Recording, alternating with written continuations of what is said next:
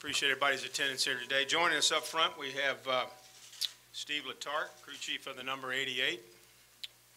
Dale Earnhardt Jr., driver of the number 88. Team owner Rick Hendrick. And Dr. Jerry Petty, neurosurgeon. This time I'm going to call on Dale Earnhardt Jr., who has some things he'd like to share with everyone, and then we'll open it up for questions. We have a couple of mic holders. We'll get to as many questions as we can, but I ask, please, one question per try, okay? Go ahead, Dale. Thank you. I guess I'll just start out with where this all kind of began. We had a test at Kansas about 5 weeks ago, and we blew a right front tire going into turn one, and I remember everything about that accident, everything after that accident, but I knew that I didn't feel, you know your body and you know how your mind works, and I knew something was just not quite right. But I decided to, just try to push through and work through it. I'd had concussions before and knew exactly kind of what I was dealing with, so I felt pretty good after a week or two, and definitely 80–90% by the time the chase started, and by the time we got to Talladega I felt 100%, felt really good. And in the accident at the end of that race, I was hit in the left rear quarter panel, and it was a sort of a odd kind of a collision where the car spun around really quick and just sort of disoriented me, and I knew that I'd sort of regressed and been, had a bit of a setback, and knew, again, you know how your body is, and you know when something's not quite right, and I knew as soon as it happened that I had, re-injured myself, if, for lack of a better way to describe it. And, it didn't feel, it wasn't nothing, it was not even half of the impact that I had at Kansas, but it was enough to, cause me some concern. So, I went a couple days wondering, how I would, my body would react, and sort of waiting for it to process what was happening. And about Wednesday, I was still having some headaches. That was really the only symptoms that I was having, was the headaches. So I took it upon myself to, I contacted my sister, and we talked about seeing a neurosurgeon, and we ended up getting steered toward Dr. Petty and met with him. Ran through a couple tests, everything was checking out. Did an MRI, everything looked good there. But I was really honest with him about how I felt, and the whole, honest with him about the whole process from Kansas all the way on. And he spent the night thinking about what we discussed and everything that we did on Wednesday, and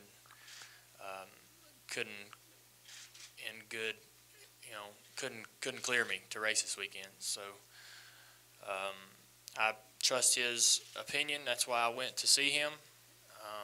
He's been a good friend of mine for a long time, and has helped me through a lot of injuries before. So I believe, when he tells me I don't need to be in the car and I need to take a couple weeks off, that's what I need to do. So that's pretty much the extent of it. I got a lot of support from my team. I'm excited about their opportunities the next couple weeks with Regan, and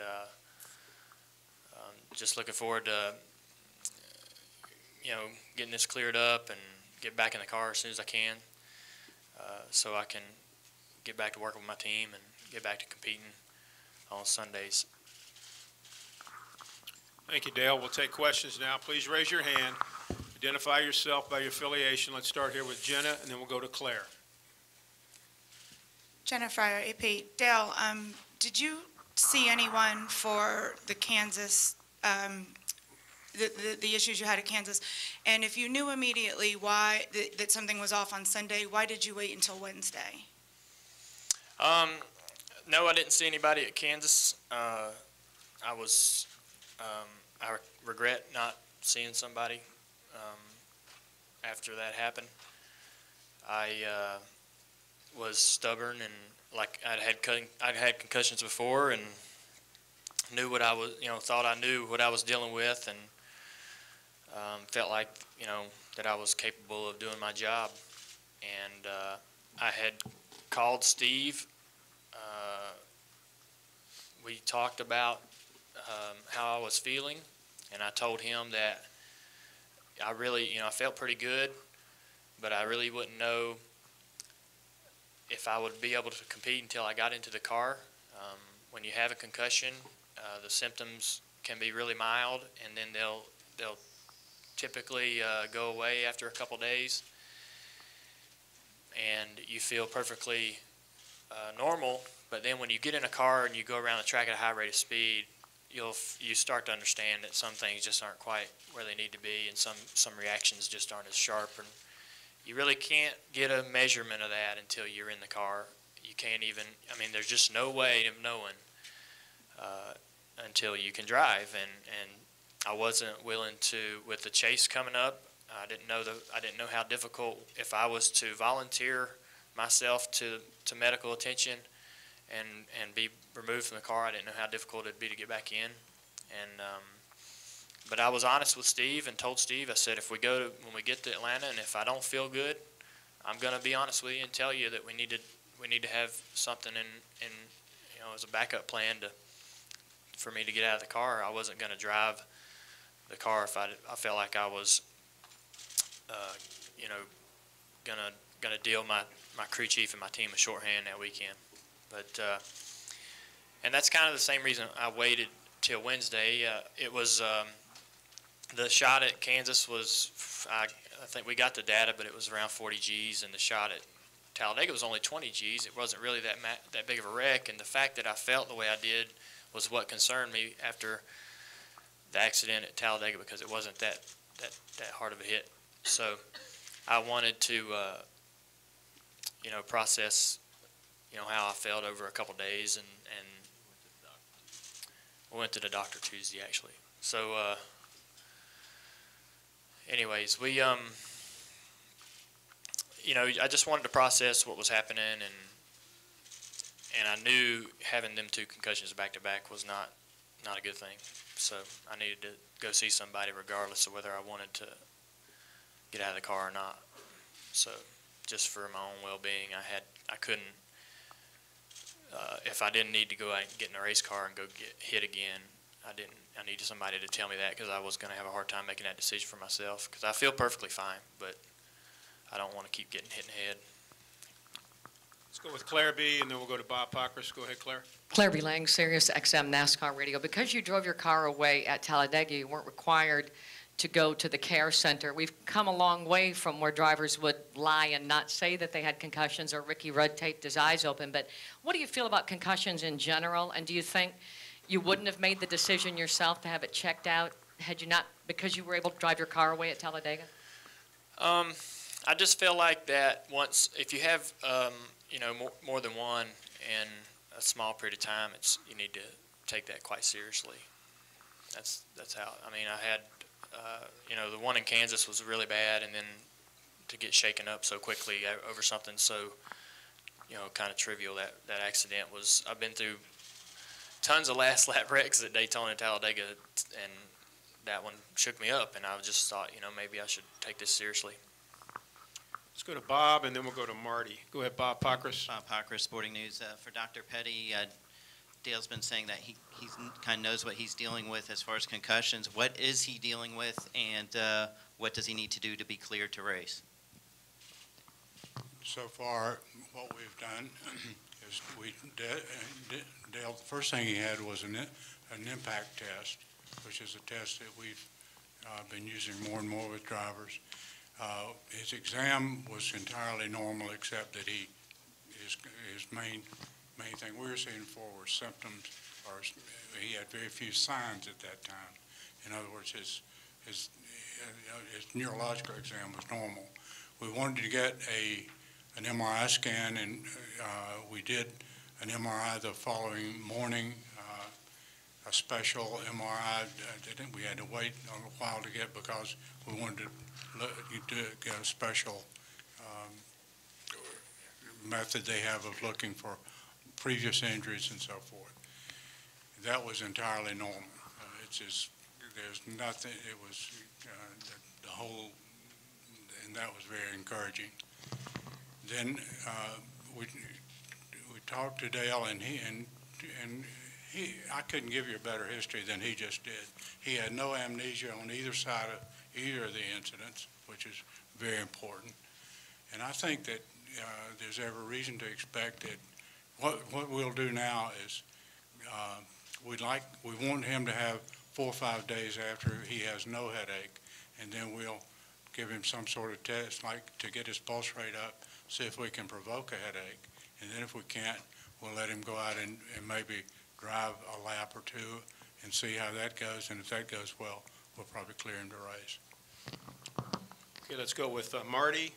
Let's go with Nate, and then Joe Menzer. Go. This is for Mr. Hendrick, Marty Smith, ESPN. Mr. Hendrick, you've been racing a long time, and you've done it with a whole lot of different men. What level of courage does it take for someone to take it upon themselves at the highest level when all of them talk all the time about how terrified they are that somebody's going to take their wheels, for him to walk in and admit that he had this pain? Well, I think that's one thing everybody admires about Dale is how honest and upfront he is. He cares a lot about the team, his fans, and the sport in general. And but when he knew that there was something not right, he went to see Dr. Petty here, and you know, I admire him. I think a lot of guys would try to play hurt, but when the doctor tells you you get hit again, like right away, it could be catastrophic. So, you know, I think this deal has worked out extremely well as it could. I mean, we were so happy yesterday that the MRI was completely normal, that no damage. We don't have a problem there. And for these two guys to have the kind of year they've had to lead the points and get in the chase, and we've got a lot of years left to race. I always want to be on the side of safety, and I applaud Dale for raising his hand and going in there and getting checked out. Let's go with Nate Ryan, Joe Menzer, and then Jim Utter. Nate Ryan, USA Today. For Dale, you said you've had other concussions in the past. We know there was the one in 2002. Have there been others in between then and now? And have there been other instances where you haven't gotten it checked out and you've just known that the symptoms are going to clear and you'll be okay once you get back in the car? Well, I can't really recall precisely every one I've had. Me and Dr. Petty were trying to count them the other day, but you know, those were really mild, and you were fine in 48 hours. For whatever reason, you know, the wreck at Kansas was just really severe and really surprised me. You know, how tough it was to get past that, and I thought I was, you know, in the clear, but just that little, you know, just that little accident at Talladega, you know, I started having headaches and stuff immediately after the wreck, and then the next day and on into Tuesday, and I thought, man, you know, this is pretty soon after the other accident in Kansas. I should probably take this really seriously and seek some professional opinions on this. But typically they only last about 24 to 48 hours and go away, and sometimes you don't even, sometimes, to be honest, you really don't even know you have a mild concussion. Let's go with Joe Menzer, Jim Utter, Viv Bernstein. Joe Menzer, NASCAR.com. Dale and Rick, this concussions have been in the news quite a bit lately, particularly with the NFL. In light of that, how much of a concern is this for your long-term health, and did that kind of play into it at all? I think that, you know, I don't think that it played into it a whole lot. When something happens to your body, if I want to, live a healthy life, so I'm going to make sure that I'm doing the right thing, and that's all I felt like I was doing here. And I think that if I give myself time to, get healed up, I can race for as long as I want to race, and that's my objective. I think the real good news is that it has come to light with the NFL, and Dr. Petty handles the NFL guys with the Panthers too, and there's another doctor here too with him, and there are some things they can do to help it along and protect them, and he was explaining all that. So the good news is, this is kind of preventive maintenance, not to take a chance, and there's no damage, and but I think when you find out that you're okay, but if you were right away have another one, it could be a big problem. Then I think guys are going to have to pay attention to it, just like the NFL, just like I heard on Sports Center talking this morning about 2 or 3 different people that were waiting to get cleared to play this weekend. So, as Dr. Petty said, he can't drive until these things happen. So I think it's good that it's, all the safety stuff we have in the cars today. There's probably was a lot of, I can remember in my career, broken legs, broken arms, guys sitting out for different stuff, and we don't have that. I remember Terry Labonte having to sit out when he had that inner ear problem, and I think that the good news is the cars are so safe, the medical field is so advanced. If we do what they tell us, we shouldn't have any trouble. So Jim Utter, Viv Bernstein, Doug Rice. Jim Utter, Charlotte Observer for Dr. Petty. It seems like a lot of people, when they talk about concussions, make it seem to be a cut and dry thing. But in this instance, Dale Jr. talked about the test being normal, and a lot of it seems to be based on him telling you the symptoms that he's experiencing. I was just wondering, in your dealing with athletes, is it mostly listening to them tell you the effects of after an incident, or is it a combination generally of test results and them telling you what's going on? It's a combination in some regard. If an MRI scan or CT scan is abnormal, then it's no longer a concussion. It's a hemorrhage or a contusion, or that's by definition, it's not a concussion. So some of the testing that's done, like the impact test that Dale had, those are tests that we can follow.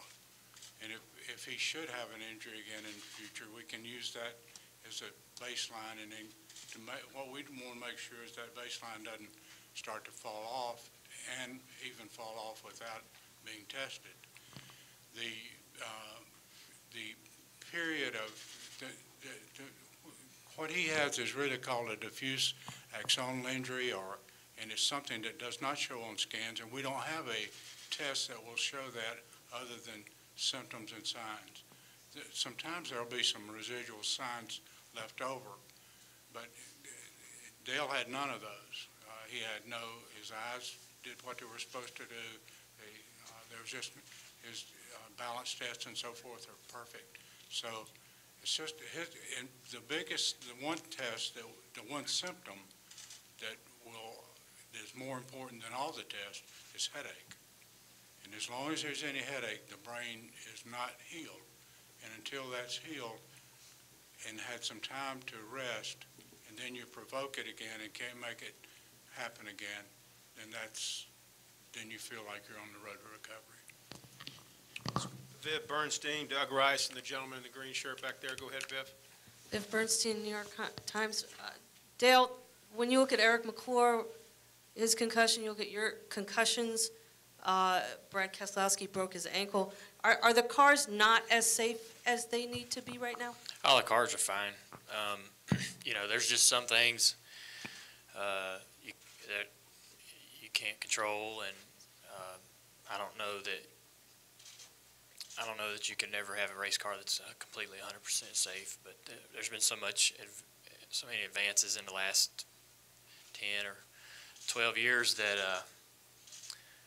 that have made this sport incredibly safe. So I have no worries about that. Let's go Doug Rice. Let's go the gentleman in the green, and then Lee Spencer. Go ahead, Doug. Doug Rice, PRN. Dale or Rick, was there any consideration, Dale, of having you possibly set out the rest of the season as opposed to just Charlotte and Kansas at any point in time? No, not really. You know, I would love to race this weekend, and I feel perfectly normal and feel like I could compete if I were allowed to compete this weekend. But I think that you know, the basis of this whole deal is that I've had 2 concussions in the last 4 to 5 weeks, and you can't layer concussions. It gets extremely dangerous. So I really, you know, I think that, you know, we could easily have chosen to do that, but I'd like to get back in the car and compete as soon as I can, as soon as the doctors feel like I'm able to do that. Gentleman in the green. Let's go Lee Spencer, David Newton. Aaron Burns, Mooresville Weekly. Dale, what's your situation going to be like in the next 2 weeks? Are you going to be keeping the same role as a driver? Are you going to be working with Regan any at all since he's taken over the car? What's your role going to be like? Is it going to change any? Well, I really don't know. I just, you know, I probably need to, you know, rest and relax as much as I can, allow my brain to take a break and get some healing done. But you know, Regan's doesn't need any tutoring or anything like that. He's ready to go. He's going to do a great job. I'm excited for his opportunity. He's a really good guy. Been a good friend of mine for a long time. So under the circumstances, I think this is a really neat opportunity for him. And I think that Steve and the guys will enjoy working with him. Let's go Lee Spencer, David Newton, Bob Dillner. Lee Spencer, Fox Sports. Considering the incredible season you were having, did it make it even more difficult to make this decision, you know, the first time, the second time, and is it just frustrating because of how well you and Stevie were working together? It's frustrating. I really didn't get to make the decision. I left it in the hands of the docs, and I believe, and I'm going to do what they tell me to do. But it's pretty frustrating. I just enjoy driving cars every weekend and enjoy going. I look forward to being at the racetrack with Steve, so I'm going to really miss that. Okay, let's go with David Newton, Bob Dillner, Jeff Gluck. David Newton, ESPN.com. This is for Dale Jr. and to Dr. Petty, if you would address it. I know in the NFL, if you have a concussion, they make you sit out, 6 or 7 days before you go back in. NASCAR drivers have kind of hid this fact like Dale Jr. kind of did after the Kansas incident. Does there need to be more stringent rules or something that would prevent drivers from being on the track with concussions? We've patterned our rules after the NFL to a degree. We would do the same procedure about giving them 5 or 6 days without a headache and then doing provocative tests. I don't think that, so far as I know, they're not allowed to go back any earlier than some of the NFL guys are allowed to go back. Let's go Bob Dillner, Jeff Gluck, and then Al Pierce. Bob Dillner from Speed. Dale Jr., one question for you. I know you said you have to rest up a little bit, but will you come to the race this weekend to support the team? And for Steve Letarte, what have you have to do to the car to prepare for Regan Smith to race this weekend? Yeah, I don't have any plans of being here this weekend. I think that I'd be more of a distraction to the team and their efforts in the race. I think they got a good opportunity to have a good run this weekend, and I feel like that, you know, to minimize the distraction would help them out. As far as preparing for the car for Regan, there's not a whole lot to do. He's been at the shop early this morning just to sit in his seat versus Jimmy's. We have a lot of options at the company, and he found the one that fits him the best, so we'll probably change the seat here, maybe the pedals, just adjust things to his driving style. He'd probably have to get on the racetrack to really fine-tune everything exactly like he wants it, but they're reasonably close to the same size, so it shouldn't be much of a problem at all. Let's go Jeff Gluck, Al Pierce, Randy Kovitz. Go ahead, Jeff. Jeff Gluck from SBNation.com. This is for Steve. Steve, right here, sorry. When this happened at the tire test, it sounds like there wasn't a lot of medical staff, or he didn't go to a care center. Is that standard for these tire tests, and is that something that you think should be changed, or how does that usually work? There was a medical staff there. He was seen in the ambulance after his accident. I think he was seen there. As far as the care center, what should be standard, I kind of leave that to the experts above me. I stick with crew chiefing and race cars, and I don't know if I'm really the guy that can answer that question. I think injuries are complicated, and I think every situation can be different. We test all over the country, whether it's a tire test or whether we're by ourselves at a straight line test or at Nashville. Any time a car's on track, there's inherent risk of injury. So I don't know if there's any real. I wish it would be a cut and dry answer, but I don't really think there is a cut and dry answer. Let's go Al Pierce, Randy Kovitz, and then we'll go to Seth Livingstone. Yeah, for Rick, Al Pierce from Auto Week. Rick, can you give us the precise, as best you can remember, timeline on when the decision was made yesterday, what time of day, when did you contact Regan? Kind of give us not a minute by minute, but maybe an hour by hour progress of how all this came about. Let's see. Dale went in to have I talked to Dr. Petty Tuesday night. Dale had an examination Tuesday. Wednesday he had a MRI. I went down, Stevie and Kelly, to his office and saw the MRI, and it was normal. And at that point, Dr. Petty had already said to me that morning, that he was not going to clear Dale to drive. And but we were wanting to know if there was any damage or injury. Then because Kelly has been working with Regan and Junior likes him, I called James Finch last night about 10 o'clock and asked him could we use Regan, and he agreed, and that's told Stevie last night, and then 8 o'clock or so this morning he called Regan, and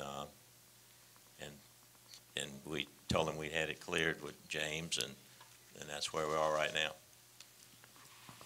Randy Kovitz, Seth Livingstone, Tom Jensen. Go ahead, Randy. Hi, Dale, Randy Kovitz, Kansas City Star. I was there when you went into the corner. Can you just talk about that track and the rebanking of it, and is it safe, and what should we look for next weekend? I think it'll be a great race. I think they did an awesome job on the track. I had a lot of fun out there while we were testing up until the accident. I think it's just, they did a good job in turn 1 and 2, sort of changing the banking of the track, and 3 and 4 seems relatively the same as it was before, but I really think it's going to be a great racetrack. It was a good track beforehand, but I think they improved it. You're not blaming the track? Absolutely not. Seth Livingstone, Tom Jensen, David Caravello. Go ahead, Seth. Yeah, for Rick and Steve, Seth Livingstone from NASCAR.com. Just going back to the Regan-Smith decision, I'm sure you had other choices. Why Regan, and what might be the future for him in your organization? Well, I think we've been talking about running him in the nationwide car for a championship. So he's a good driver, and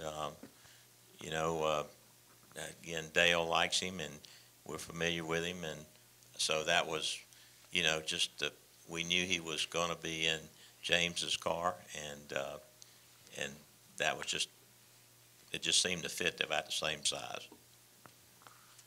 I don't know if I really add. Mr. Hendrick makes those decisions, but I agree that Regan's a great guy. I think he has a great attitude. He seems to be a remarkable talent. He's part of the Chevrolet family, which obviously helps that when he comes and drives our car. And we were just looking for someone that could come in and do a great job, and we feel he can. And the fact that Dale believes in him so much really made the decision even that much easier. I'm going to take 2 more. We got Tom Jensen, and then we'll finish with David Caravello. Hi, Dale. Tom Jensen, Speed.com. What are your emotions right now? We've seen drivers on the verge of tears when they've had to give up their cars in mid-race and some very emotional feelings. How are you coping with that? Yeah, I'm really gonna feel pretty odd not being in the car. I'm anxious, real anxious, just to get back into the car and get back to, you know, I think you learn not to take things for granted, and I just hate that this has caused such a fuss. Finish up, David Caravello. Final question. David Caravello, NASCAR.com. Dr. Petty, when it comes to concussions, first of all, are you more susceptible to them going forward when you get one? And then I'll ask you another one right after that. Are you more susceptible to them once you get one? Yes. Secondly, how much of diagnosing all this hinges on individual admission? 90% of concussion probably depends on individual information. I mean, the headache, the people around you might notice that you're different, but by and large, it's a patient's, the history that the patient gives is the thing that tells you that they've had a concussion. A concussion can be seeing stars. A concussion can be just being addled for a minute. Anytime the brain's not doing what it's supposed to do after an acceleration or deceleration, that's a concussion. Gentlemen, thank you very much and for being in here today. And good luck the rest of this season. A couple announcements that we would like to make. Steve O'Donnell, who is the Senior Vice President for Racing Operations at NASCAR, will be available in here in approximately 15 to 20 minutes. Also, Regan Smith, driver of the number 88 Chevrolet this weekend here at Charlotte Motor Speedway, will be at the number 88 hauler at 2:45 today.